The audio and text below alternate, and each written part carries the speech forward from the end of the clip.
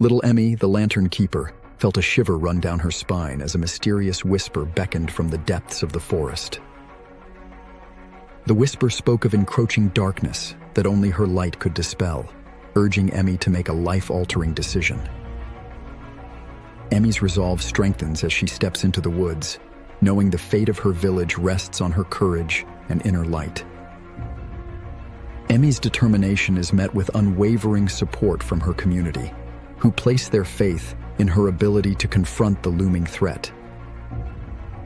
In the heart of the woods, Emmy faces the ultimate test of her strength and resilience, a battle against the consuming shadows.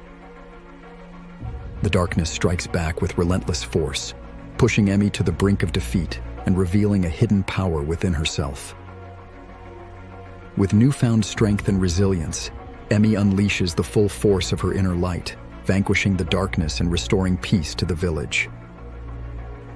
The village celebrates their lantern keeper's bravery and self-discovery, reveling in the triumph of light over darkness. As the sun rises on a new day, Emmy's lanterns glow with renewed purpose, a beacon of hope and resilience in the face of adversity.